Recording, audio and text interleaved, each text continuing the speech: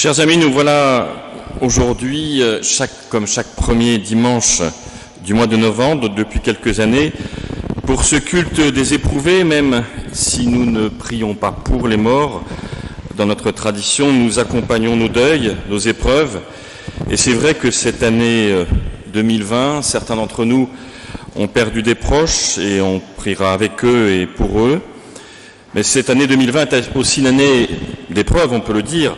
Nous sommes tous éprouvés, confinés, reconfinés, dans une forme de peur de la maladie, de peur de la mort, de peur pour les autres aussi, bien sûr. Nous sommes aussi éprouvés par ce qui arrive à notre pays, avec cette série d'assassinats épouvantables d'un professeur et ensuite de paroissiens de Nice. Nous sommes aussi donc en prière avec toutes les églises, et je dirais même avec toutes les religions, et non pas avec ceux et celles qui utilisent la religion pour tuer, massacrer. Nous sommes aussi tous éprouvés ensemble, et c'est dans cet esprit que je vous invite à prier. Éternel notre Dieu, notre Père, nous voici devant toi avec nos parcours, faits de joie mais aussi de peine, de souffrance, de deuil, d'épreuve. Nous voici devant toi sans masque, tels que nous sommes. Tu nous connais. Nous voici devant toi avec nos mots, peut-être aussi nos silences, nos joies, mais aussi nos doutes ou nos cris, nos révoltes, mais aussi nos espérances. Alors nous venons déposer nos fardeaux dans cette oasis de ta grâce avant de reprendre nos routes. Nous venons partager avec toi nos souffrances, toi qui as connu la souffrance du Christ sur la croix. Nous te prions afin que l'espérance ne soit pas un vain mot, mais le phare de nos vies. Amen. Et je vous invite donc à vous lever pour chanter le premier cantique, le 46-01, les 3 strophes.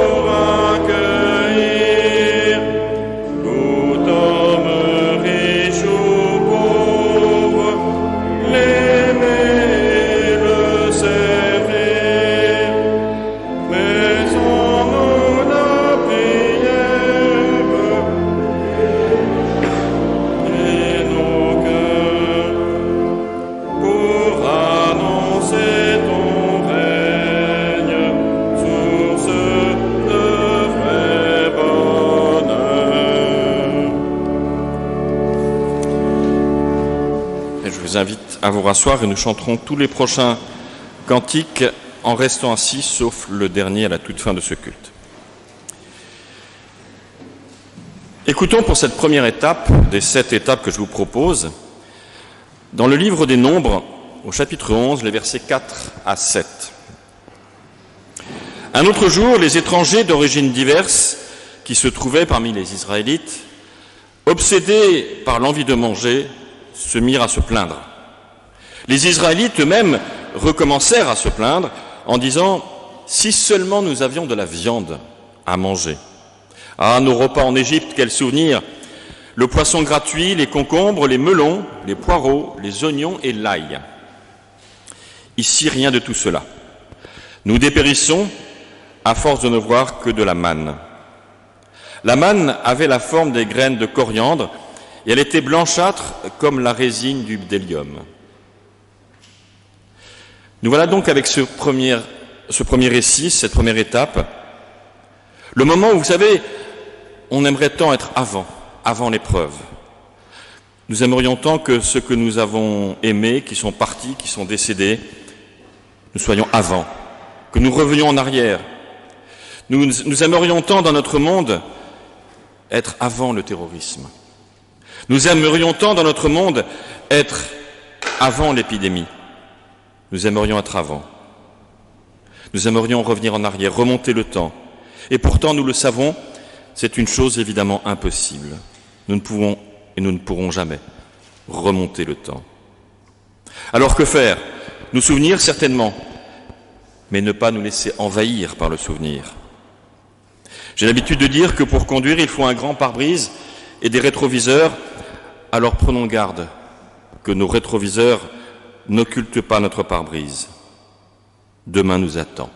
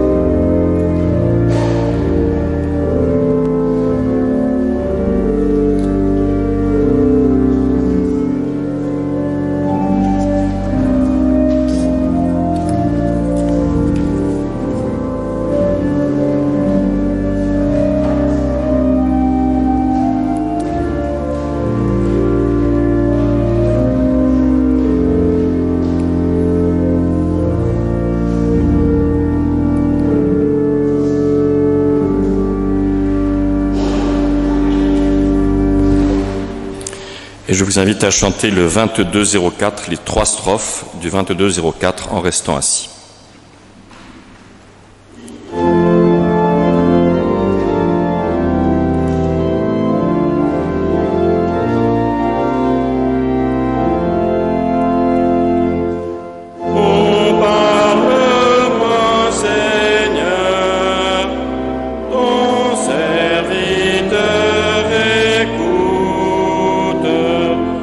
Je dis ton serviteur.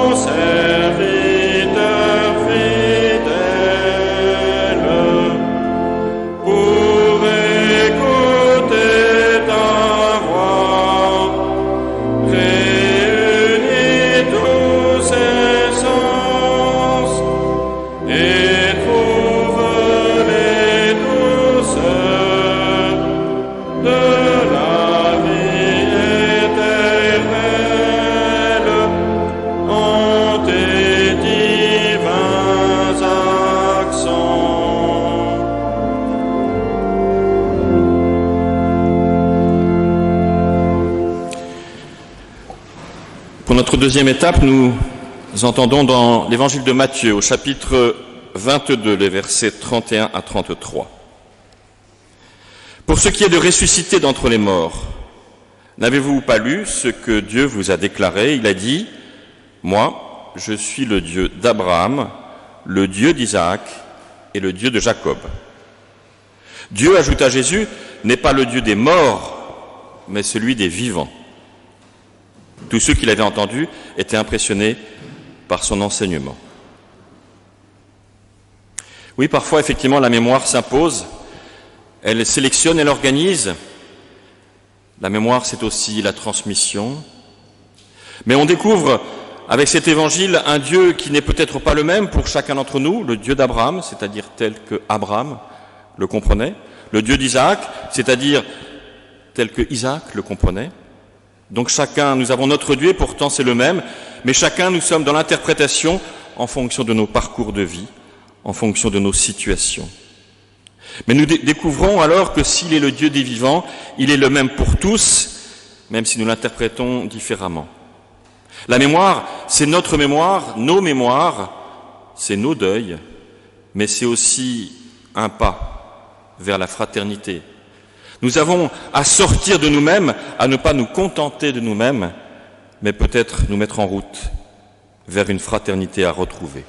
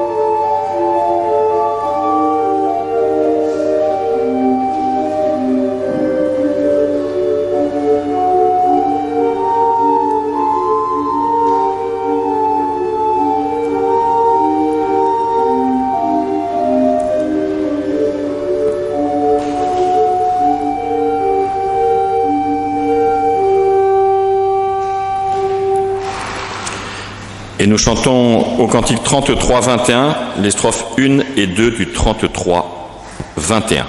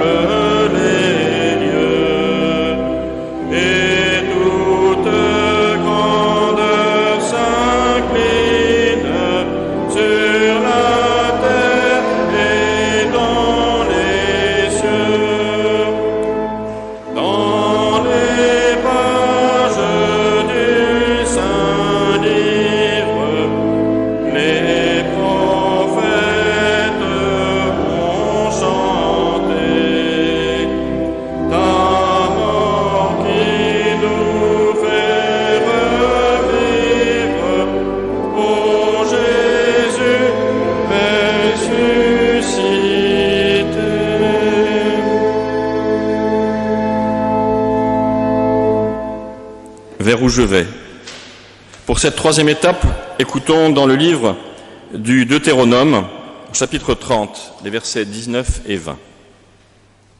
Oui, je vous avertis solennellement aujourd'hui, les cieux et la terre m'en sont témoins.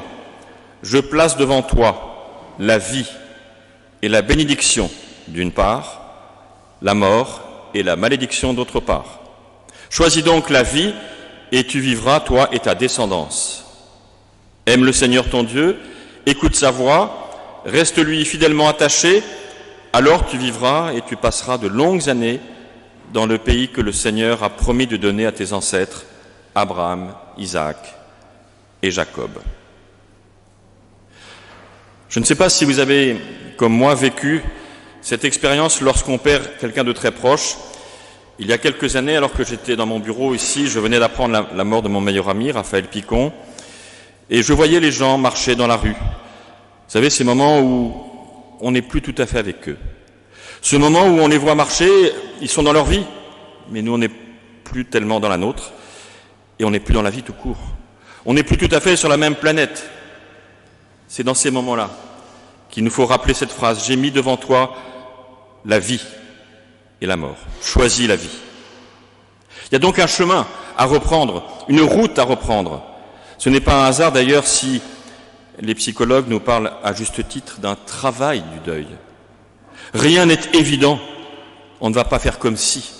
Bien sûr, on peut se consoler en disant que les personnes sont ressuscitées auprès de Dieu, mais nous restons là.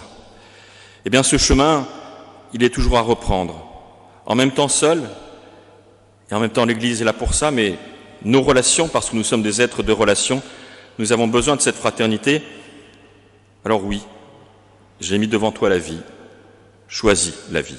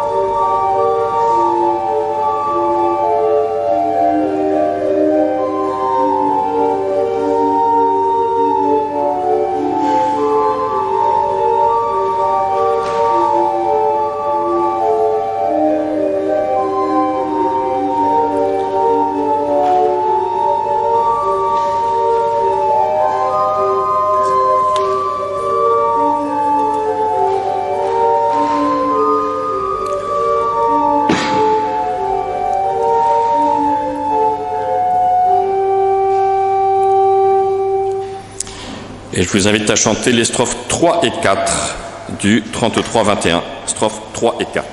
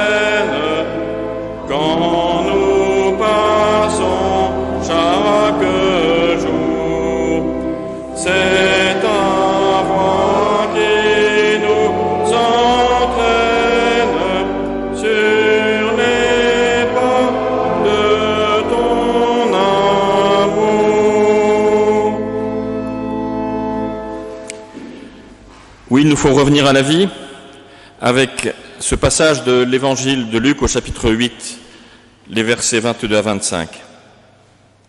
Un jour, Jésus monta dans une barque avec ses disciples et il leur dit « Passons de l'autre côté du lac ». On traduit souvent « Passons sur l'autre rive ». Et ils partirent. Pendant qu'ils naviguaient, Jésus s'endormit. Soudain, un vent violent se mit à souffler sur le lac. La barque se remplissait d'eau et ils étaient en danger. Les disciples s'approchèrent alors de Jésus, le réveillèrent en criant « Maître, Maître, nous allons mourir !» Jésus, réveillé, menaça le vent et les grosses vagues qui s'apaisèrent et il se fit un grand calme. Jésus dit alors aux disciples « Où donc est votre confiance, votre foi ?» Effrayés, ils étaient stupéfaits et se disaient les uns aux autres « Qui est donc celui-ci ? Il donne des ordres même au vent et à l'eau, et ils lui obéissent. » Oui, le chemin, c'est bien celui de la bénédiction de vie.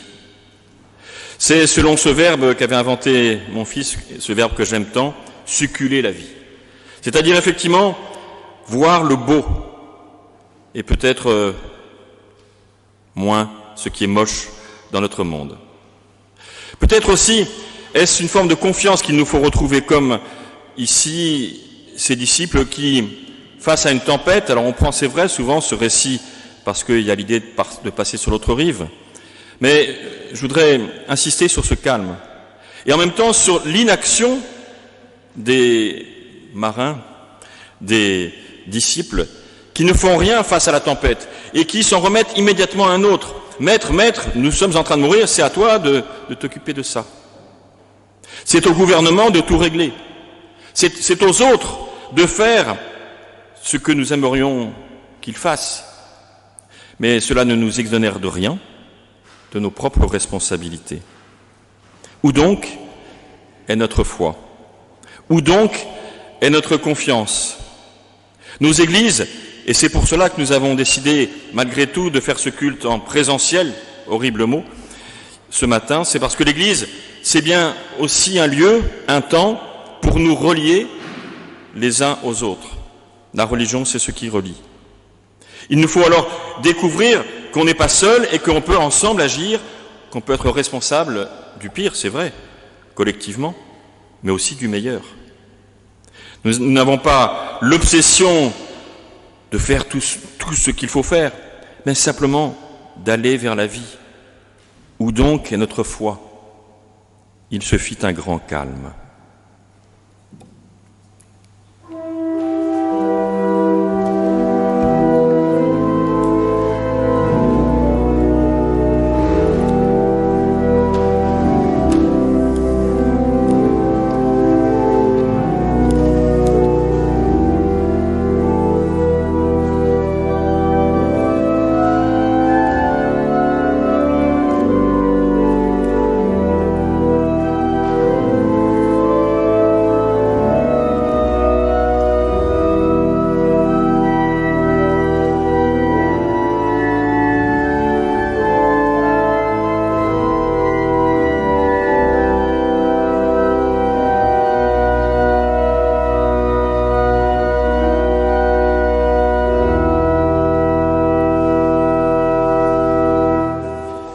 Et je vous invite à chanter au 2208, comme un souffle fragile, les strophes 1 et 2 du 2208.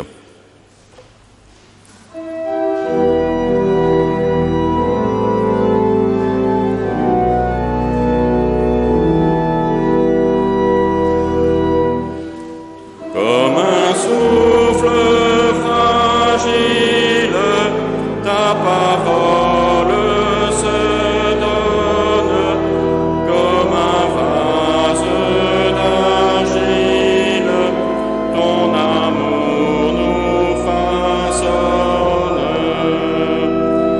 Ta parole est murmure, comme un secret d'amour. Ta parole est blessure qui nous ouvre le jour. Comme un souffle fragile, ta parole se donne, comme un vase d'argile, ton amour nous façonne.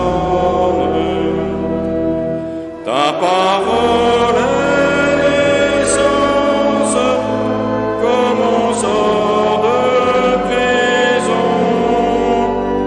Ta parole est semence qui nous poisson. Ta parole souffle fragile, ta parole se donne, comme un vase d'argile, ton amour nous façonne.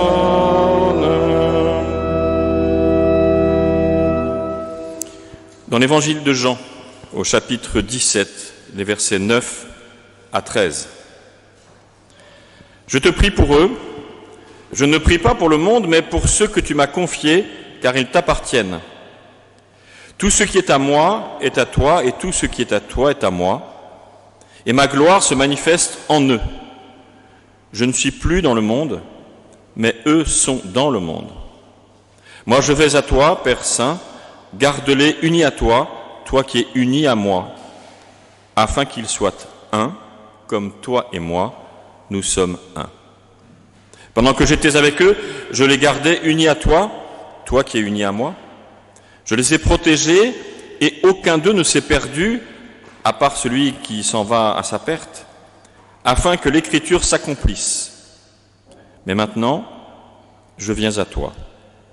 Et je dis ces choses pendant que je suis encore dans le monde, afin qu'ils aient en eux ma joie, une joie complète. Voilà un Jésus dans l'évangile de Jean un peu particulier. Un Jésus face à sa propre mort, qu'il évoque. Je ne serai plus là bientôt. Et voilà un Jésus qui fait malgré tout le choix de la vie, celle des autres. Il sait qu'il va mourir, mais maintenant, désormais, c'est la vie des autres qui prime sur sa propre vie. Afin que leur mémoire, la mémoire de ceux qu'ils ont vécu, de ceux qu'ils sont en train de vivre, puisse devenir leur force. Il leur lègue en quelque sorte un héritage, non pas matériel évidemment, mais spirituel.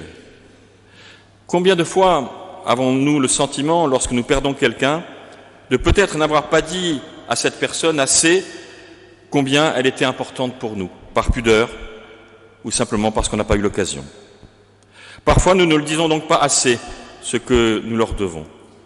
Mais nous sommes les uns et les autres nourris de ces héritages et nous avons aussi à nourrir celles et ceux que nous rencontrons sur nos parcours de vie. Nous avons, comme Jésus l'a fait lui-même, à penser à nous, bien sûr, mais à après nous.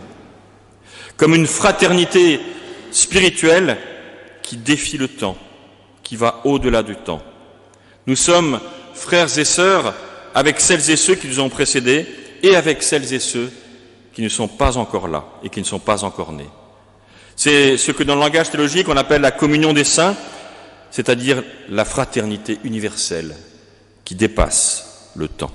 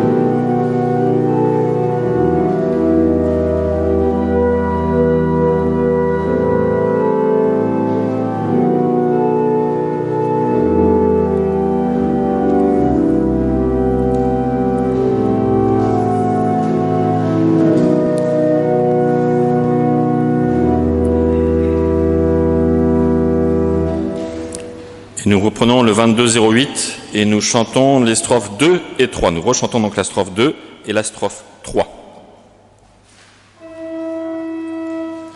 Comme un souffle fragile, ta parole se donne, comme un vase d'argile, ton amour nous façonne. Ta parole est l'essence, comme on sort. Ta parole est semence qui promet la moisson. Comme un souffle fragile, ta parole se donne, comme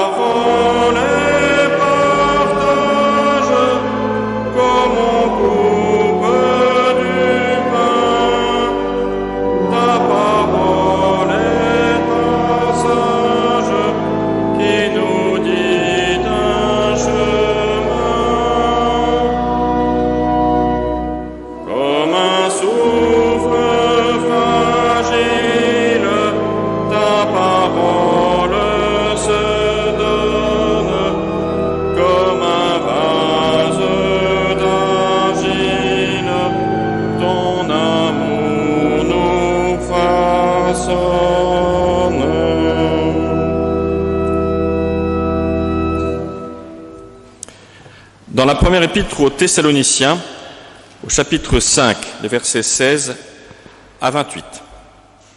Soyez toujours joyeux, priez sans cesse. Soyez reconnaissants en toutes circonstances. Voilà ce que Dieu demande de vous dans votre vie avec Jésus-Christ. Ne faites pas obstacle à l'action de l'Esprit Saint.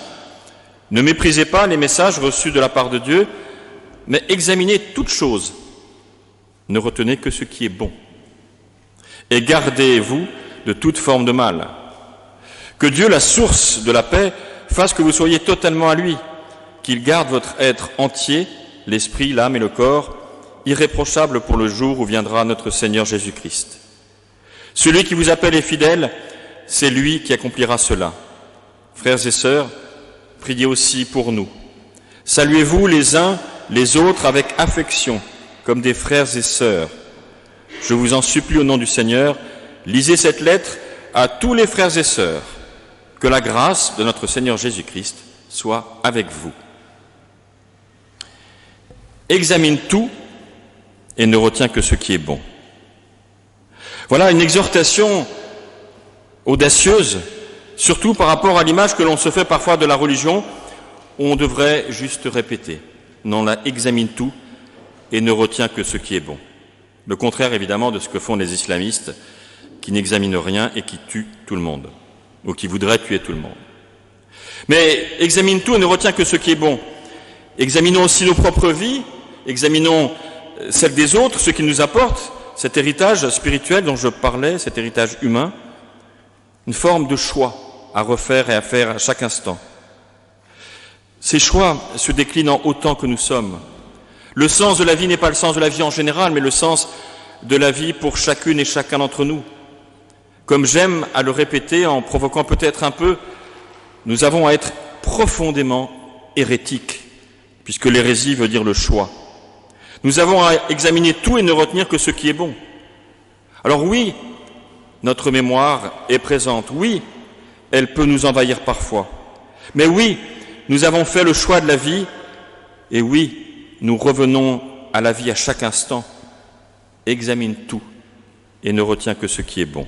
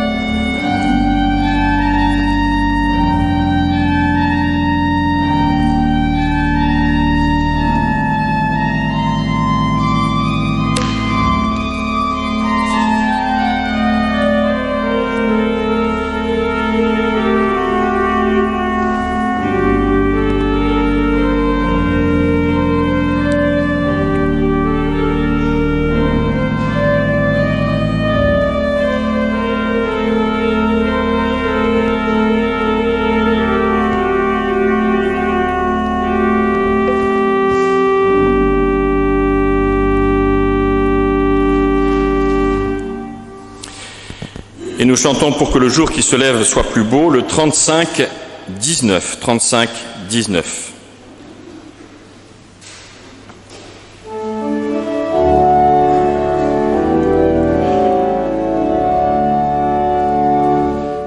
Pour que le jour qui se lève soit plus beau, pour que le ciel de nos rêves soit plus chaud, et pour que la joie qui chante soit toujours dans notre vie. Ô Seigneur, donne-nous ton esprit d'amour, pour que nos cœurs qui te cherchent soient plus forts, pour que la paix soit au creux de nos efforts, et pour que nos voix te chantent le merci.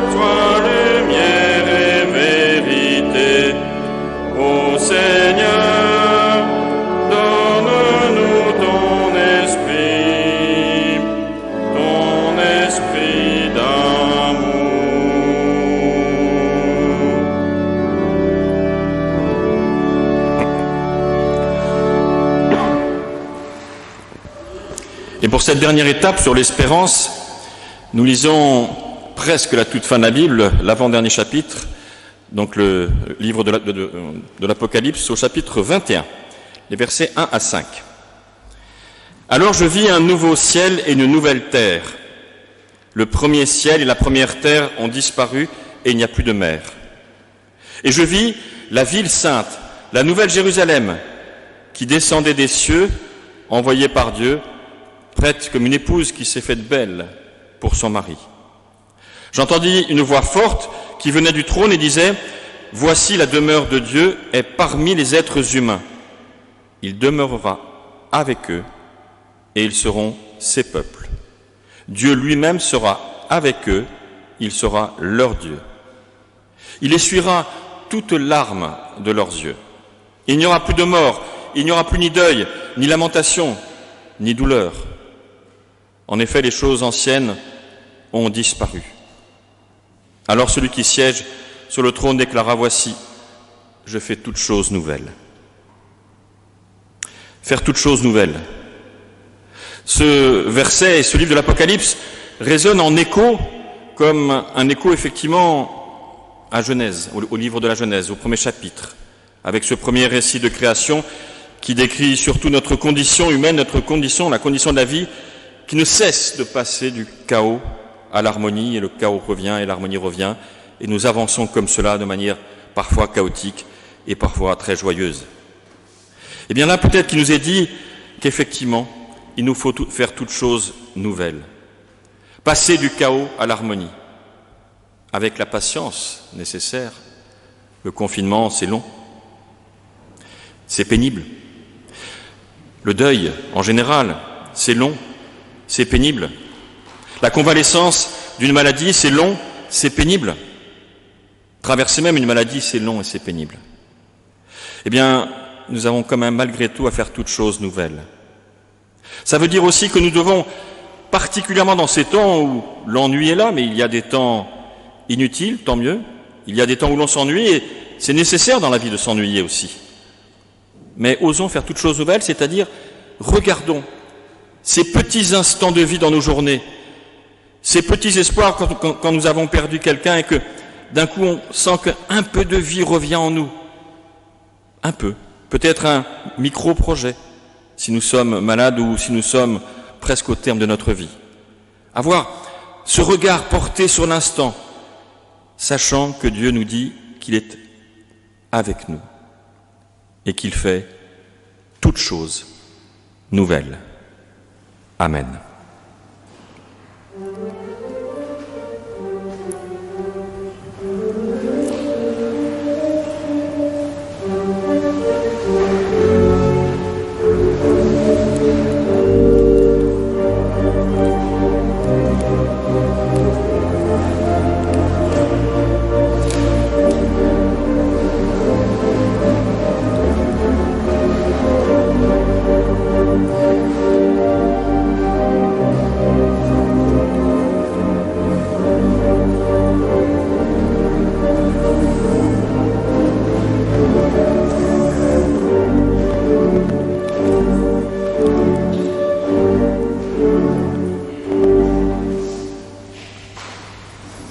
Et je vous invite peut-être à vous lever pour celui-là, à vous lever quand même pour chanter « À toi la gloire ».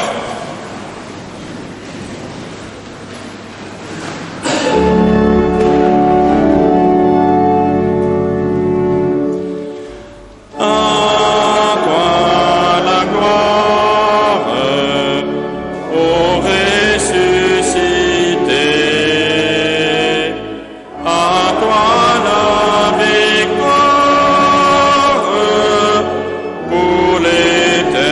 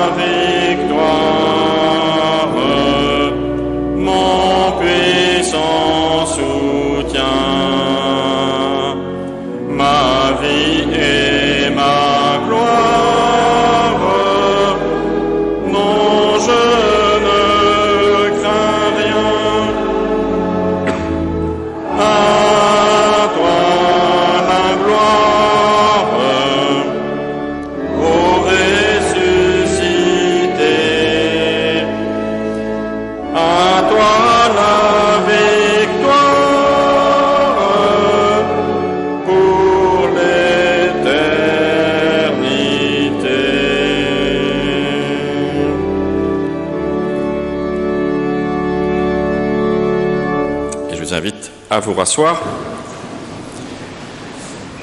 En ce qui concerne les annonces, évidemment, il n'y a pas grand-chose à dire, puisque forcément, à cause du confinement, toutes les activités en présentiel sont suspendues. Néanmoins, nous avons réuni le conseil presbytéral jeudi soir, et nous avons pris un certain nombre de décisions, en tout cas de maintenir le maximum de choses possibles.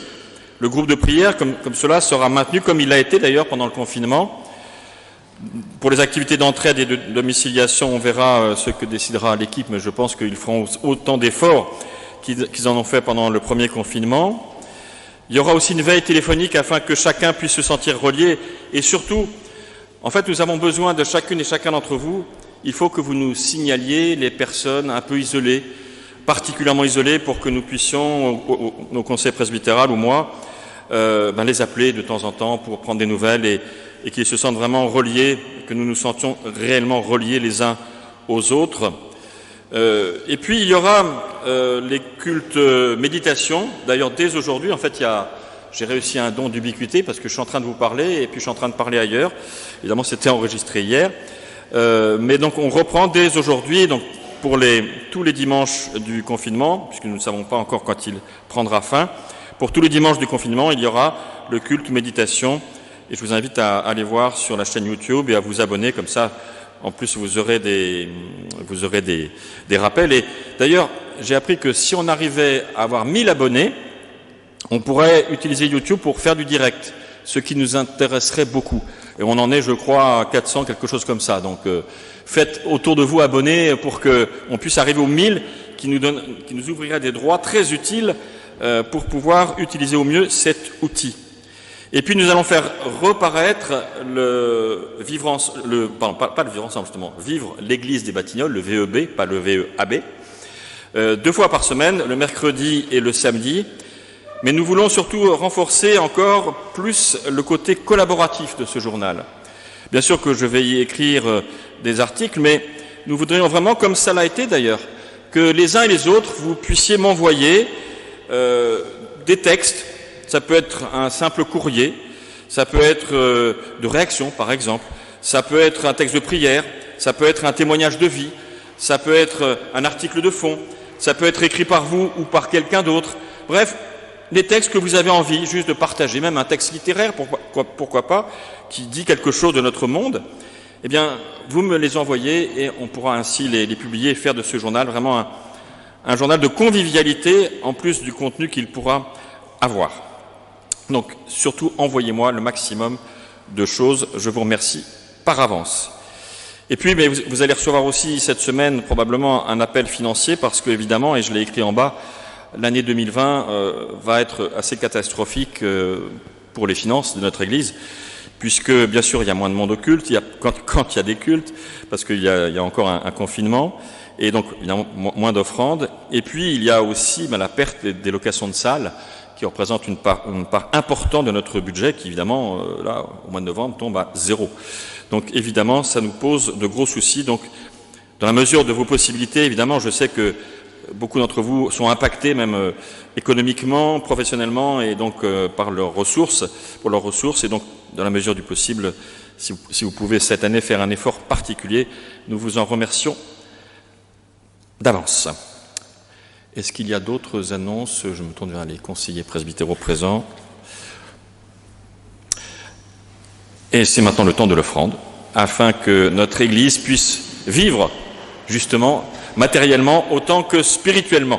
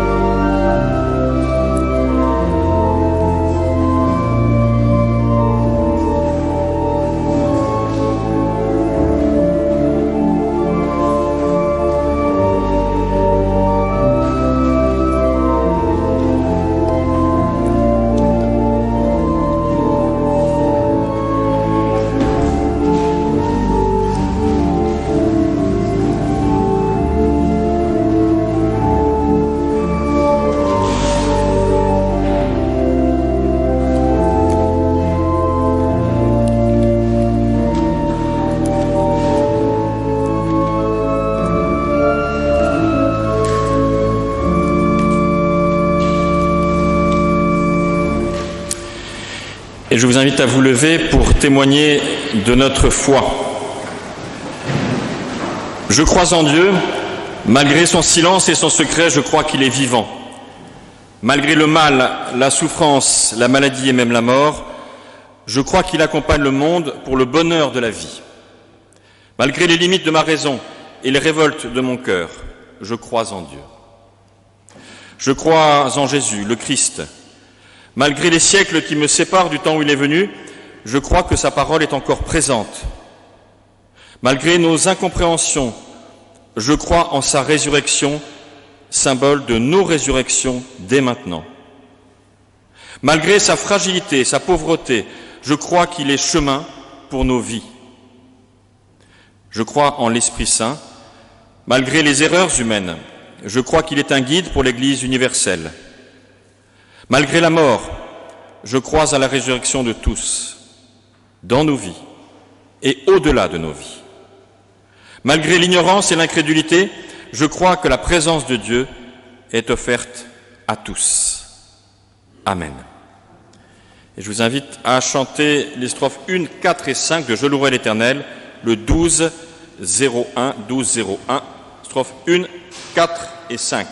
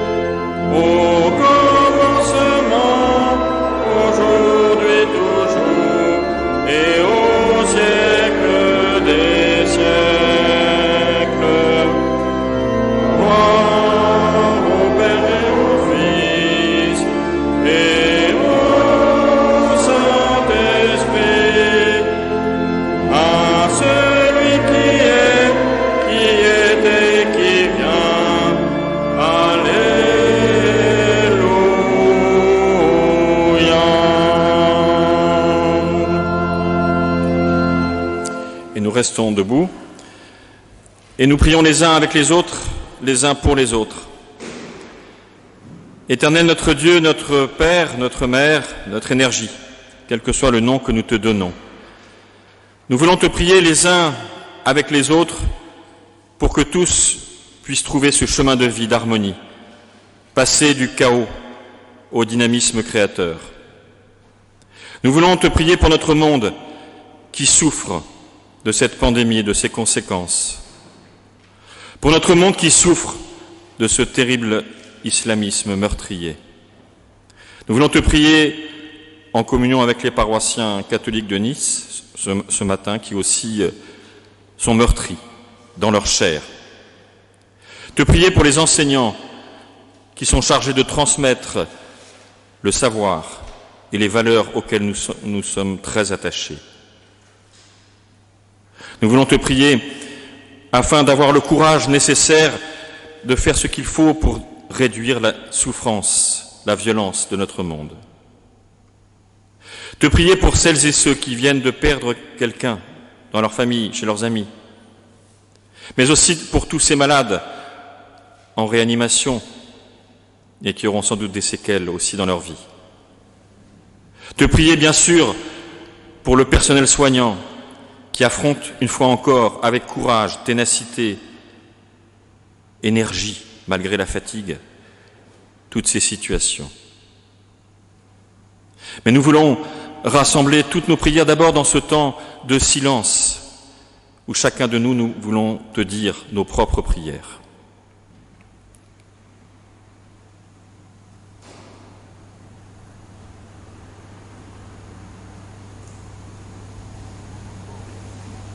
Oui, Éternel, tu es le Dieu de toute l'humanité.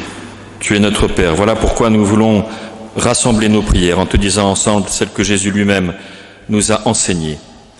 Notre Père, qui es aux cieux, que ton nom soit sanctifié, que ton règne vienne, que ta volonté soit faite sur la terre comme au ciel. Donne-nous aujourd'hui notre pain de ce jour. Pardonne-nous nos offenses, comme nous pardonnons aussi à ceux qui nous ont offensés. Et ne nous laisse pas entrer en tentation, mais délivre-nous du mal, car c'est à toi qu'appartiennent le règne, la puissance et la gloire au siècle des siècles. Amen. Que le Seigneur nous bénisse, c'est-à-dire qu'il dise du bien sur chacun d'entre nous. Il est le Dieu de la vie. Il a mis la vie devant nous. Choisissons la vie. Amen.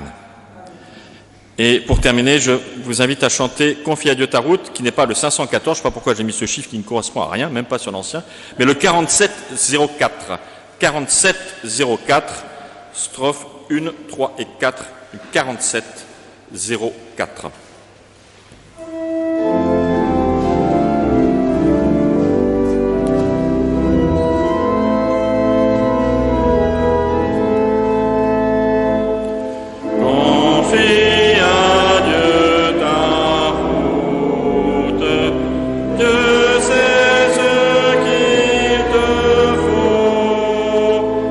Jamais le moindre doute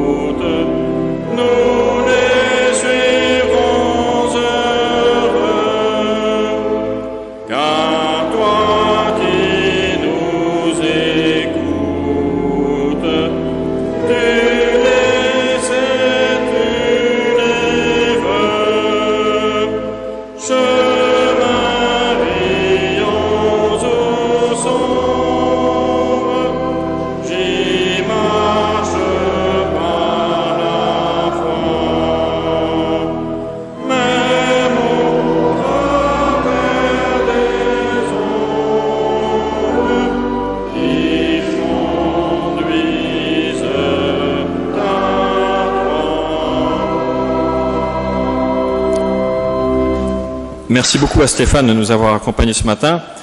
Je vais vous dire comme d'habitude, bon dimanche à tous, mais surtout à bientôt. Je ne sais pas à quand, alors peut-être d'abord par écran interposé, mais j'espère que votre confinement ne sera pas trop dur à vivre. En tout cas, n'hésitez pas à nous appeler, mais bon dimanche à tous quand même.